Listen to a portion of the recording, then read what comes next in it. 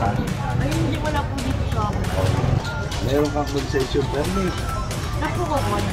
Sa barangay nyo is clearance. Clearance. Illegal po lahat to. So, kung gano'n na naging sistema, sabihin, illegal po ang paghahanap buhay nyo. Sidewalk na, oh. Diba? Inoccupied na na yung sidewalk. Masyado naman naaargabyado ang syudad. Yan, i-report ko sa mayor yan. At gawin ng Bureau of Permit, closure yan. 3 days. Pagka non-compliance, siruin na lang namin to.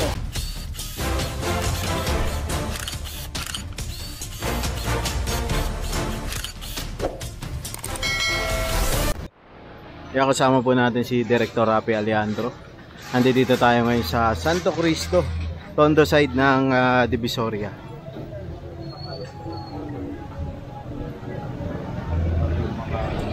Ginagamit nila yung sidewalk. Ayun.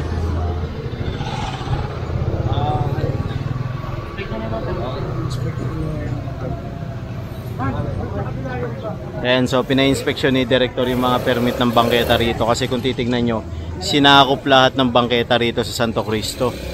Ayan, pina-check ngayon ni Director kung meron silang regulatory permit. Ayan, na-allowed sila gumamit ng bangketa.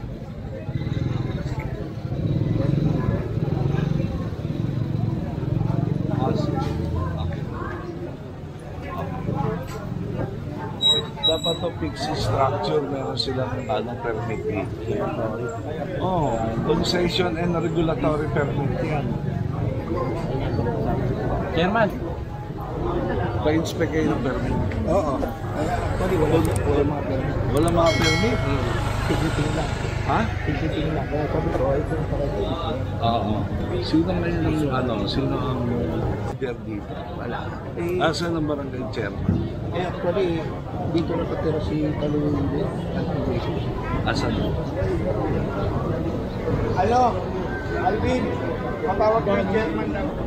Yan, so si Chairman Calvin papatawag rito para makausap ni Director kasi ito palang mga bangketa rito na kinatatayuan ng mga vendor ng mga paninda nila, walang regulatory permit but base sa pag-inspection nila Chief of Staff Chairman Abrito pati nila Sir Sam at Boss Joey. Ayan.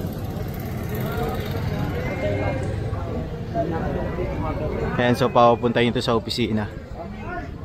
Meron ba kayo dito business permit?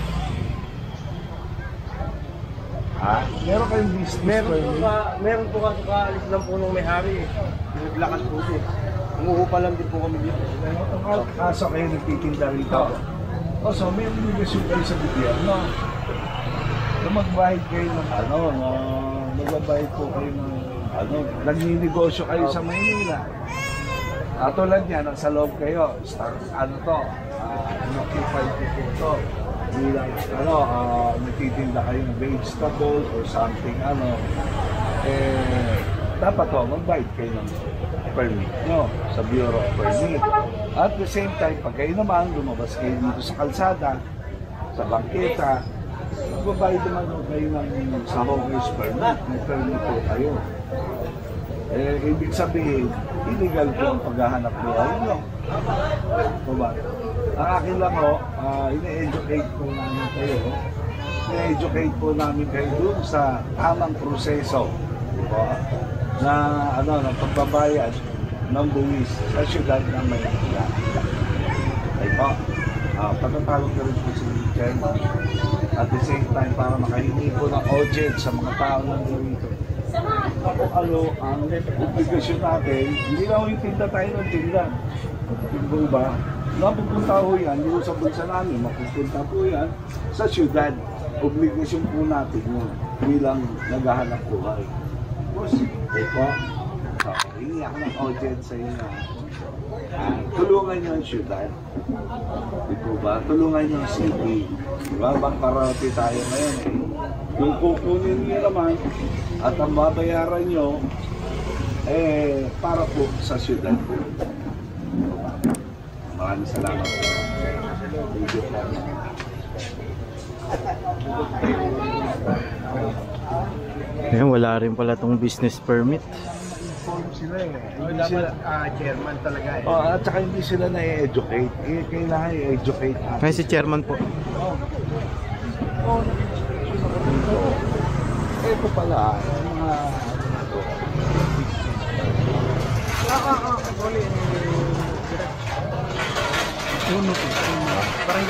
Okay. Hindi naman yung same.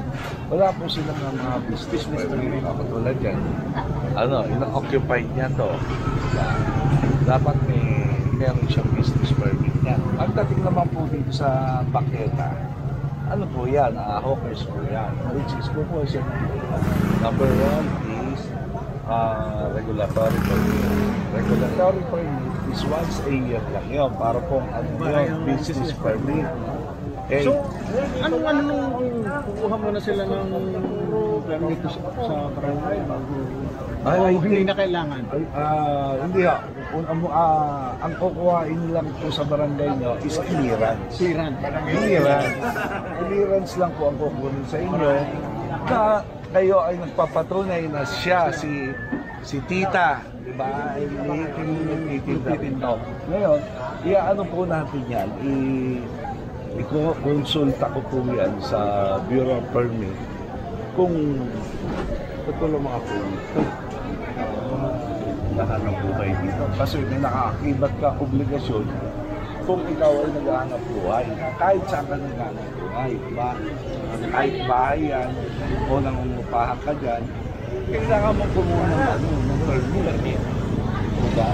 Kami naman na po anyway, pagka ganyan po nangyari, ang gagawin ng Bureau of Permit, closure yan. Isasarado po yan. Dahil hindi nga license. Kung gusto nilang masunod, sila ang masunod. Kung doon sila sa lugar na sila masusunod. Yun ang batas, yun ang ordinansa ng syudad.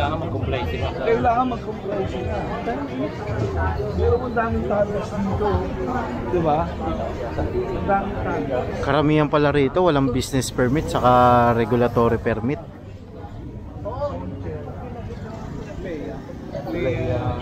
Leia Chunga. Barangay 6. Okay. So, Sir Sam, I want to inform all the barangay official, di ba, na may mga ganitong sitwasyon.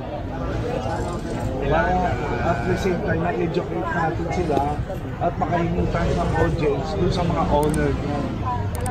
Para Meron na silang kasi meron kami binigay na privilege ng okay, ito po yan, pero mapapaliwanag. Yung loob na yan, diba? Consider as yan, ano yan, yan ang hanap buhay niya, yan ang negosyo niya. O ngayon, ito ano ito, sidewalk. Sidewalk na, diba? Inoccupied niya na yung sidewalk, which is behind the commerce of man. Ngayon, pag sa ano, konsiderasyon. Konsiderasyon lang po yun. As long na ipatutupad natin ang batas dito, bawal po yan. Kung na lang sa loob. Di ba? Pribileyo lang po binibigay natin. Kung ngayon, kung may barangay, may business permit sila. Pero kung wala naman silang business permit, kiniklear mo na may clearance ka rin na pinapayagan mo rin sila. Okay, ngayon, ito na tayo. Diba, nandito na tayo. Pero kwentas klaras tayo para naiintindihan din. Diba, naiintindihan naman ulang ng taong bayan. Okay. Ito, bumaba ka sa bangkita, nilagyan mo siya ng 1 meter. Okay lang. Nilagyan mo po siya ng 1 meter below the gutter. Diba? Pribileyo pa rin ho yun. Diba? As long na hindi nakaka-obstruct dito sa daanan natin. Passable. Yung po, privilege na. Pero yung permit nila, para doon lang. Talagang pribilehiyo lang. Ibinibigyan natin sa kanila. Yung po, Bureau of Permit yun. Ito naman, Hawkers Permit. So kung kinakailangan pa rin nila kumuha ng Hawkers Permit. Permit. Ito ba may ari? Hindi, nandito pa kinakailangan. Sige, huwag ka mahiya. Ikaw, okay. May pumupunta ritong collector ng hawkers. Kano binabayaran mo? 20, kita mo? Kasi dapat yung 20, isang metro lang yun. 1 meter lang po yun. Bangketa. Bangketa. Ito meron pa. Diba? Masyado naman naaargabyado ang syudad. Diba? Kasi, ayun, yung Kasi tinatawag na. nagre-raise po tayo ng pondo para sa syudad, hindi naman po para sa atin. Diba? Eh kung kwentahin po to eh. 6 Tingnan ko ang mga babayaran nyo dito, 60 to 80. Sa hawkers. Sa hawkers. Eh, bababa pa siya. Bababa. Sisingil pa. 120. O ngayon, eh may gabi pa to. 24 hours. Diba? May gabi pa to, araw at gabi. Diba, Sherman? Yun yung tama, ha? Kita, yun po yung tama, ha? Yun po yung tamang babayaran sa syudad. Eh, siguro sa haba ng panahon, masyado naman na po, yung nakinabang na kayo. Bigay naman natin yung para sa city. Bigay na natin yung para sa syudad. Kaya nga nagiging katwiran ng iba. Eh, nagpapayad naman kami ng governors eh. Okay. Oo. Nasaan yung resibo nyo? Isang barangay. Sinabi lang na nagbayad sila ng yan ang tatandaan nyo ako. Once na nagbayad kayo, kunin nyo yung resibo. Tama. Kunin nyo yung resibo para kung halimbawa mong magkaroon ng problema, sir, nagbabayad po kami, although kulang ha, although kulang. Sir, nagbabayad po kami, ito po yung tipo. Kahit na kulang, hindi po yung sakasakali, kulang, hindi saka pag-usapan. Chairman, ito po, kami mag-usap kami, pati sa mga ibang nasasakupan dito. Ayaw din mo namin mga revisyo. Diba? Kung pwede po natin daanin sa maayos Diplomasya. na pag-uusap at i-educate natin sila. At ako naman, bilang director ng hawkers, kukonsulta ako sa Bureau of Permit kung ano ang estado ng mga ito. Pero ngayon, wala. Yun nga, which is illegal. Illegal sila. May plate number na Oo. naka-display dyan eh. At saka kung anong paninda mo. Diba? Wala sila noon. Patay. Ganun po yun. Saka dapat yung permit nakapaskil.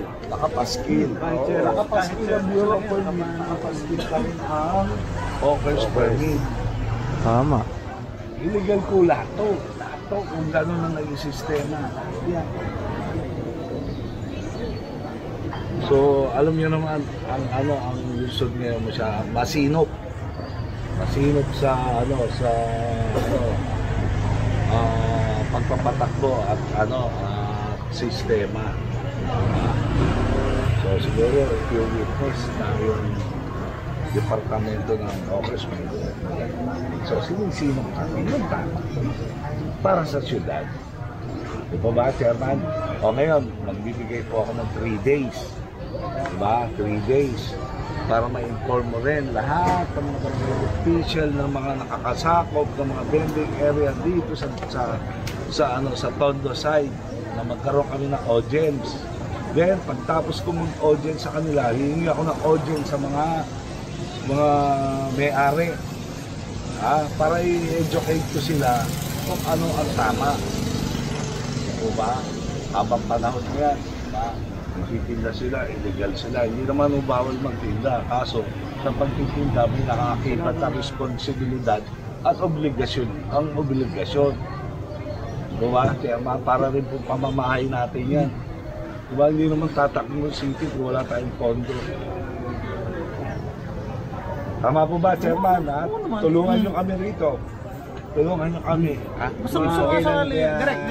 Medyo. Taklaruhin ko lang Kung sakasakali, ginamit natin. Kasi nga, nagbigay nga kami ng privilege sa kanila. Ginamit natin yung 1 meter. Okay.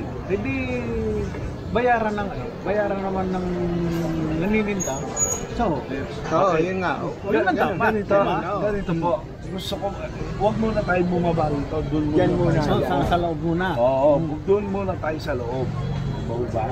Kasi i-report ko sa ano yan. I-report ko sa kay Mayor yan. At saka i-report ko kay Director Levy Pacundo ng Bureau of Permits yan. Na ito, estado nito. Diba? Ito, estado nitong itong Santo Cristo, Asuncion, Elcano. Carmen Planas. Diba? Yung mga vending area dito. Tagas na tagas. Diba? Tagas na tagas. So, 3 days. Pagka non-compliance, siruin na lang namin to. Diba? Siruin na natin to. Pag non-compliance kayo. Okay? Chairman? Kami naman yung direct. Araw-araw, nag-ano kami sa umaga, talagang kiniklear namin yung area. Pero sa ngayon, ganun pa rin ang lumagay ngayon sila sa guhit. Pero sa direct labor mo nga, at alangan naman natin hindi ito pa rin, bukas, pag nagpatabi kami sa ganun, hanggang yung bangketa. Eh dapat, alam mo actually chairman, yung bangketa ka ba, bawal din na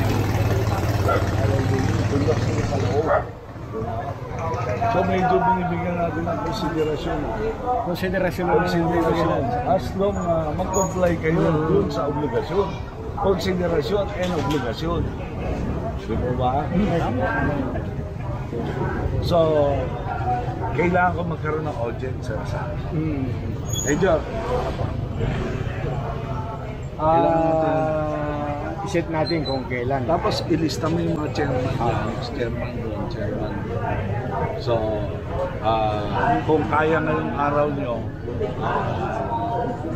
doon tayo sa office sa City Hall. Diba? Kailan natin pwedeng As soon as possible. kayo, kailan kayo maluwag yan para Kasi kailan kayo maluwag Kahit sa isang araw. kahit naman kahit okay, level nyo na yan. Level nyo na yan. So, labas na kami dyan. Actually, dito po ako sa Agawad. Oo nga. Okay, kagawad. Nakikinig nga po. Okay, good. Halika rito. Nahiya po, nakasilid na po kasi ako.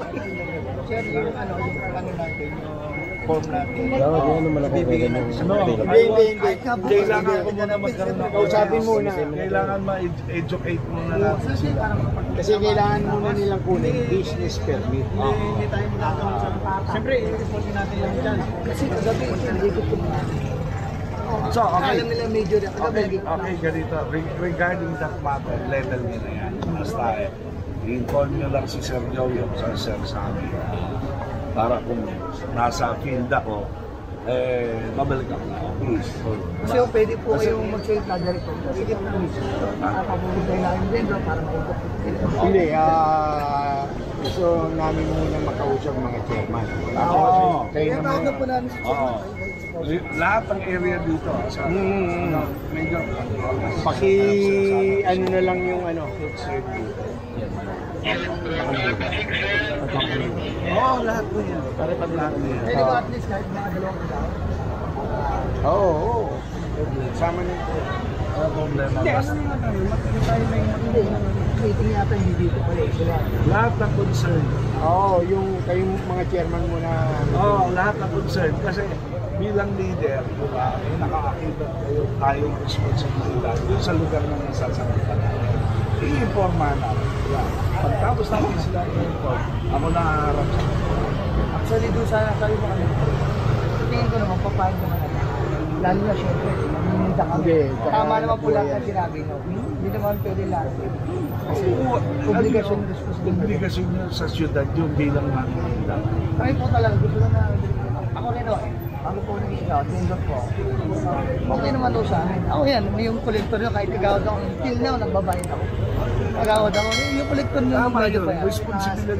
Basta kakahiya yung pagawad ka. Yun nga po, yun nga nakakila. Diba? Dapat ikaw ang unang-unang mag-i-ehemplo. Ay, alam nila ho yan. Hindi naman ako pumapala kasi hindi ko naman pwede gamitin pag yung kagawad. Tama yun. Obligasyon din natin naghahanap buhay ka. Kaya ka naman naghahanap buhay to earn profit. Diba? Kumikita ka. So, kung kumikita ka, may responsibilidad ka sa syudad. Kahit ito siguro bukas para Oo, makipag-usap na tayo kay Director para makapag-ayos. Oo. As long ang gusto lang Kunin naman yung nila, number mo para... walang distraction. Oo. Kasi ang importante, makadaan lang, labas-pasok din. Anong man. Dito, bad na siguro. Siyempre, ikuhanin ko rin po yung sa inyo para ma-miss ko lang kayo. Ay, Joyce pala. 09. So anyway, Sir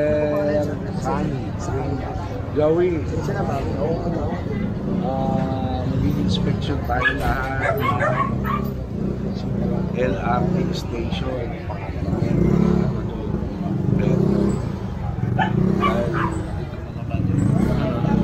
Kaya dito, wala lang, secretary. Sir, Magkamayo.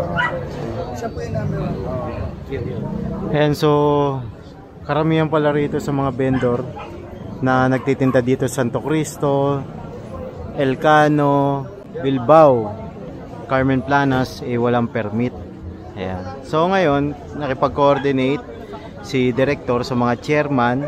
Ayan, gusto niya makausap yung mga chairman na nakakasakop dito sa barangay na to, barangay 1 and 2. Saka yung isa pang barangay, ang pagkakalam natin, 4 yata yung barangay na nakakasakop rito para mapalagyan ng permit to lahat. Kasi kung titignan nyo, kung nadayo na kayo rito sa Tondo, napakalaki ng market dito. Ilang barangay to, puro market yan. Napakalaki niyan. May Carmen Planas, may mga, lahat ng papasukan mo dito may tindahan. Kasi ito talaga yung pinakamalaking market sa Maynila. Dahil itong Divisoria, ito ang bagsakan ng gulay na galing sa mga probinsya, mga karne, dito lahat. Ayan, so karamihan pala ron, halos lahat walang permit. Ngayon papatawag ni direktor para maano sila, ma-orient at makapag-apply ng permit para mabayaran nila yung ano nila sa city, obligasyon sa city. Ayan. Dito na tayo doon, sir.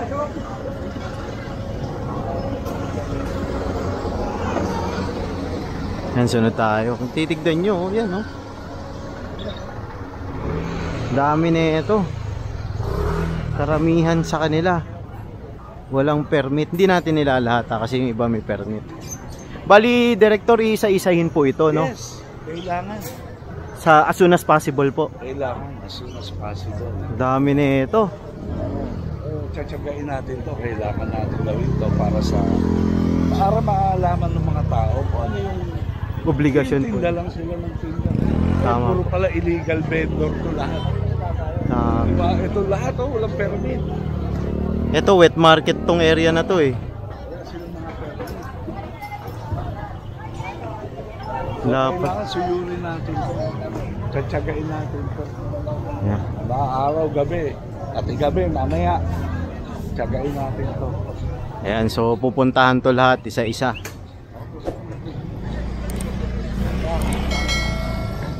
Ito sample na lang tayo tatanungin ko business permit.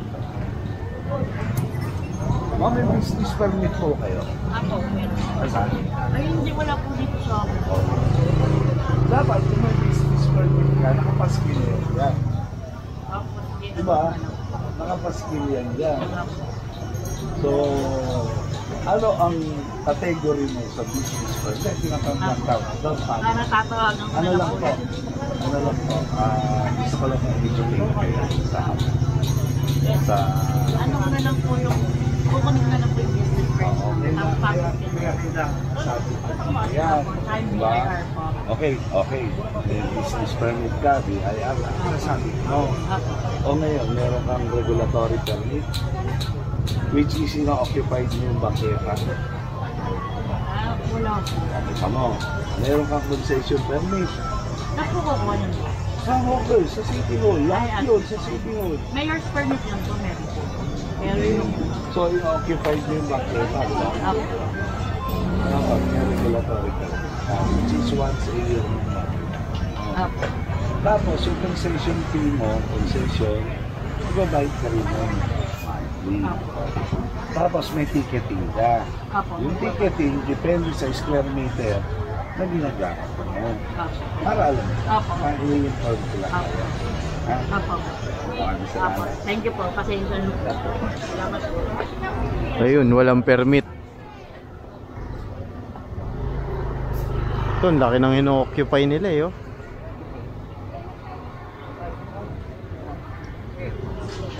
Ayan, so didiretso na tayo sa opisina.